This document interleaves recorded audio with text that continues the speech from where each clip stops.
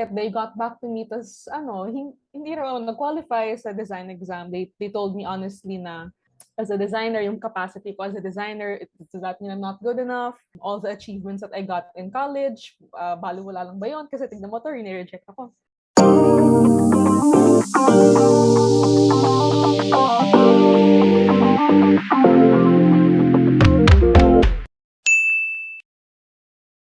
What's up, everybody? Welcome back to my channel. I'm Ika and you're watching IcaKwentuhan. So, ang tagal ko nang hindi ginagawa tong segment na to kasi medyo busy. But right now, I have another guest and trivia ko sa kanya is she was my batchmate back in college. So, we're both MMA graduates and Benilde, MMA 115. So, parang ang tagal na niyang panahon. Wow.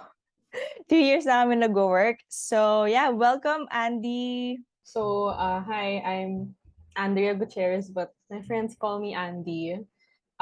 So like what Ika said, I was her batchmate in college. We've been group mates ever since sa mga projects and stuff like that. And now I work for Canva as a print designer.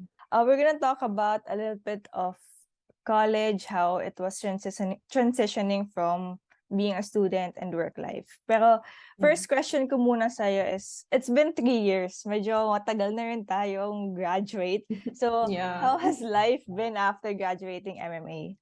Fun fact, it took me 11 months, almost a year, bago ako nag-land ng job sa Canva. And in between that, I always told myself that I'd let myself rest after college because college was a stressful time.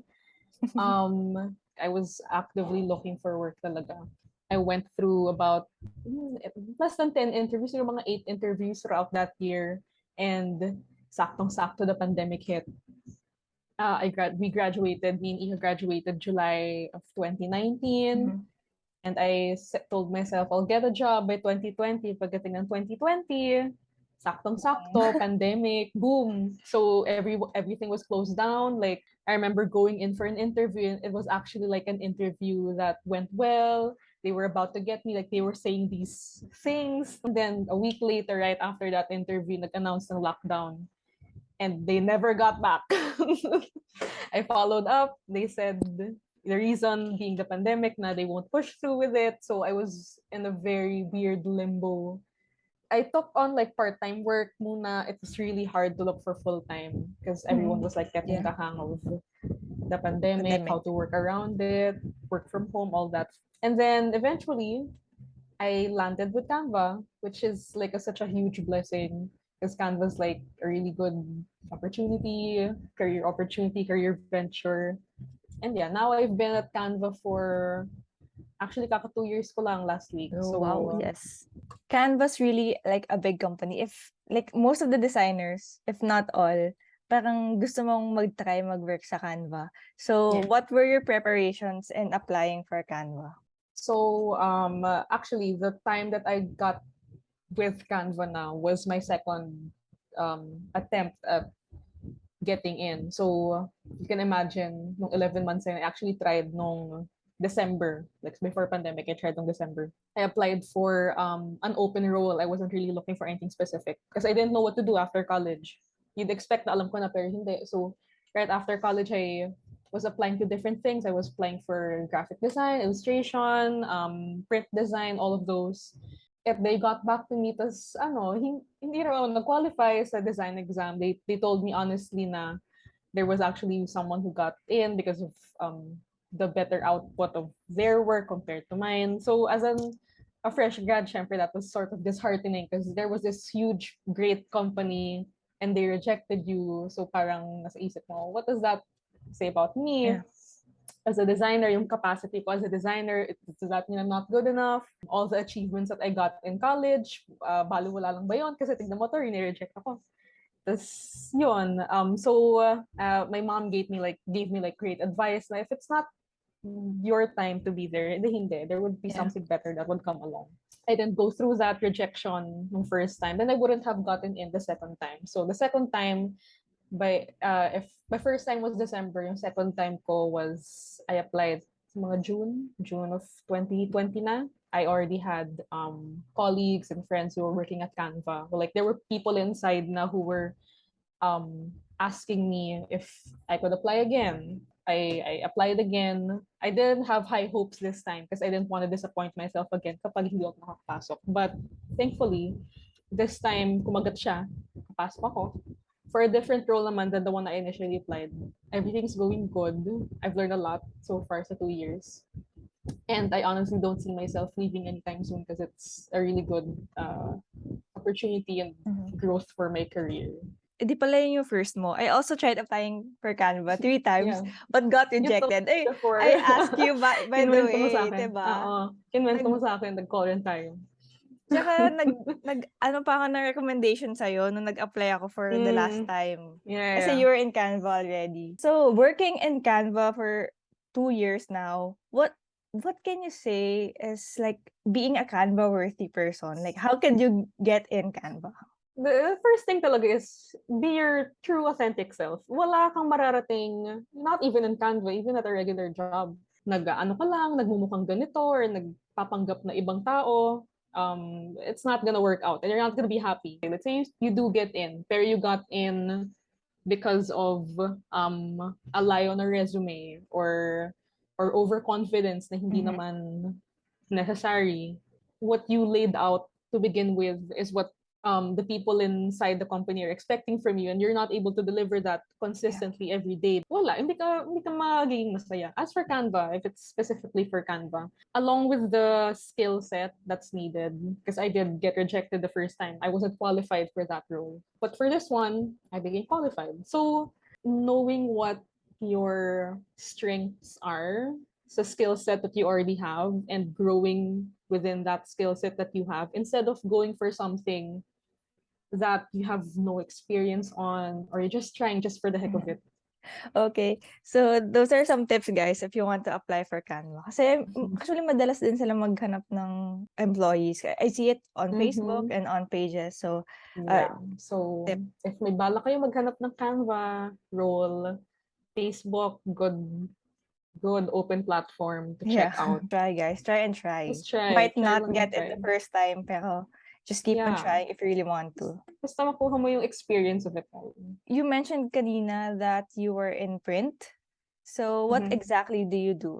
I'm a print designer. You can also call me a pre-press designer. So basically, Canva has this print service. How Canva makes that process easier is since Canva is already a design platform, you can design everything there. Just have the option to have it printed. What print designers do is we prepare those designs that users make ready for print. And any other multi-online design platform usually, may mga bugs yan. There are times where we manually would have to adjust the design. It would go through with us first, our team first. Tapos kami mag-aayos ng lahat ng nitty-gritties of it all. Rotate it, stretch it, extend it, put it within the safe zone na Kita for sa print. printing.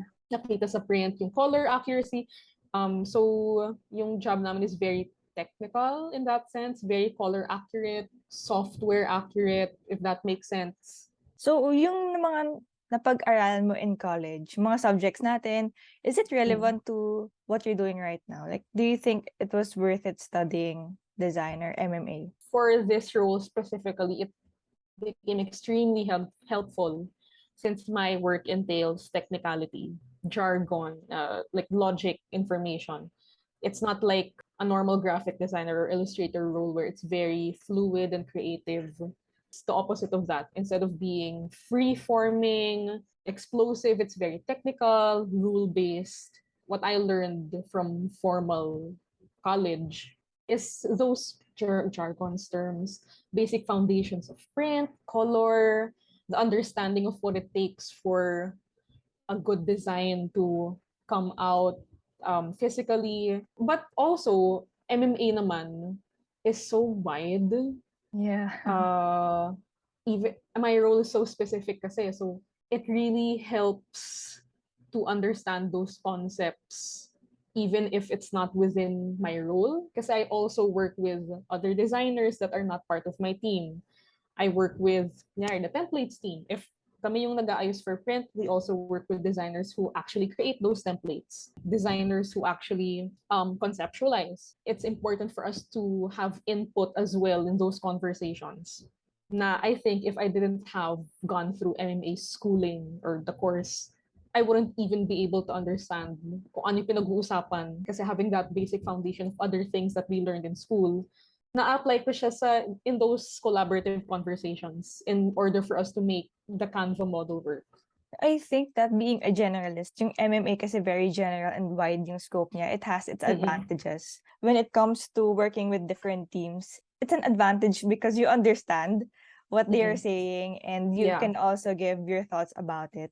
But moving on to how your setup is in work, ayan, pag-usapan natin kung bakit puyat si Andee. So you work on different shifts, diba? Tama ba? Minsan night shift, minsan direct. Naka-rotation kami. So yeah, yung my work schedule, ano siya, every 2 months, nag-iiba kami. What do you think is the good side about it? What you like about it and what you dislike in that setup? Canva kasi is my first job.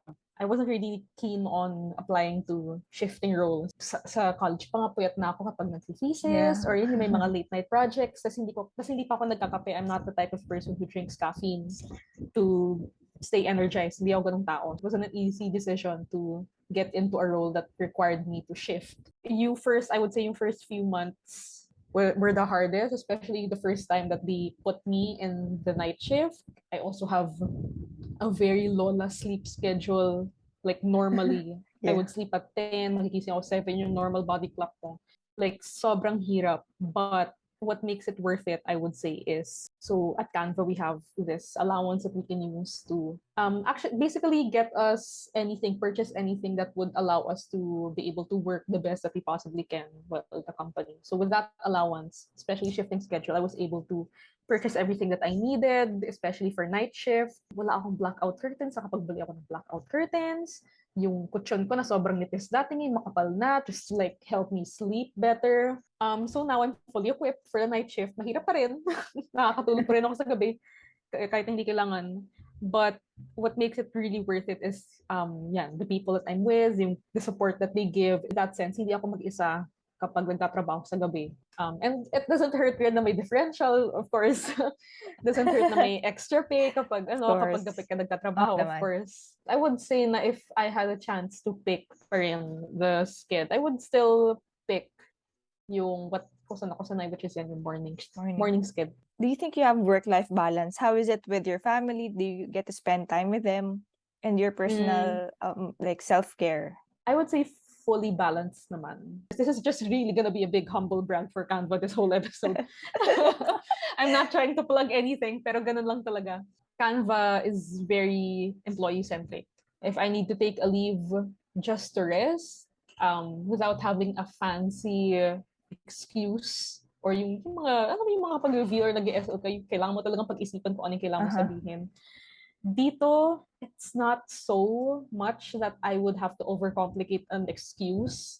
Hi guys, I'll take a leave because I'm not feeling well, I'm having a mental health crisis, or I just need a day for myself because nag-burn out na ako. Even if it's shifting, even in other roles, I would say, hindi kami overworked because it's a job that we genuinely like doing. In that sense, nababalance din siya. Of course, inevitable yung burnout. We just keep pushing, just keep going. Okay, I've lasted 2 years.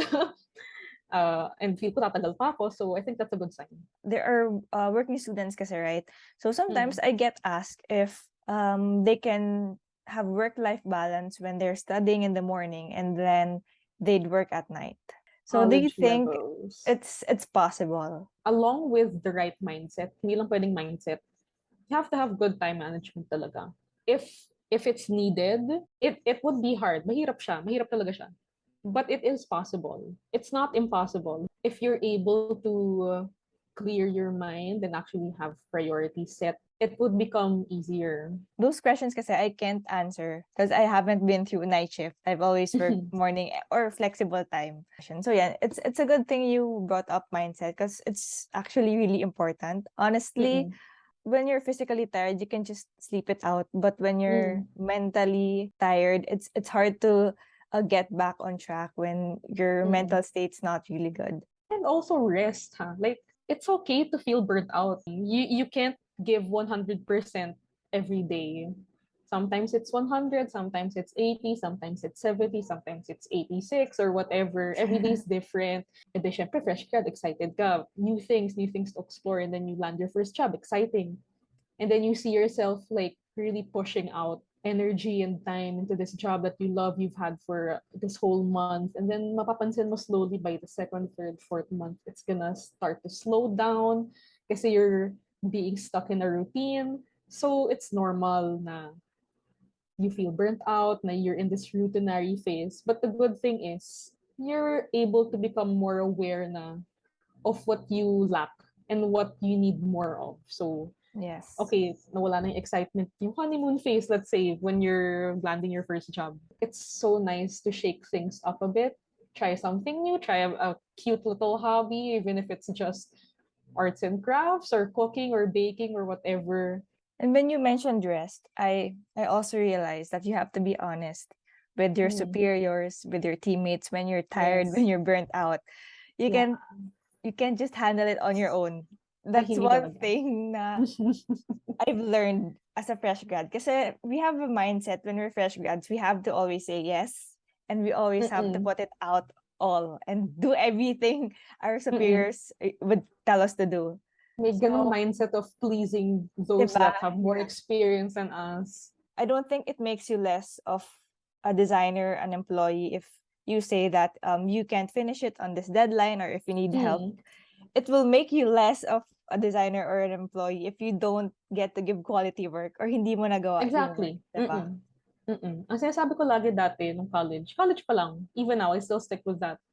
Na, kunyari, I would have friends who would come to me, tatanong nila sa akin, uy, gawin ko pa ba ito mamayang gabi? Pero feel ko wala rin akong magagawang quality kapag ginawa ko siya. Like, para lang matapos na. Kaya sabi ko, alam mo, restart the next day. Fresh start. You'll have a different perspective. Baka mas gumanda pa yung output mo. Same with college, same with schoolwork, same with work. So my last question is, aside from the rest, the burnout, what's an advice that you can give for designers? It's never too late to try something. Kasi I've been at this job for 2 years now.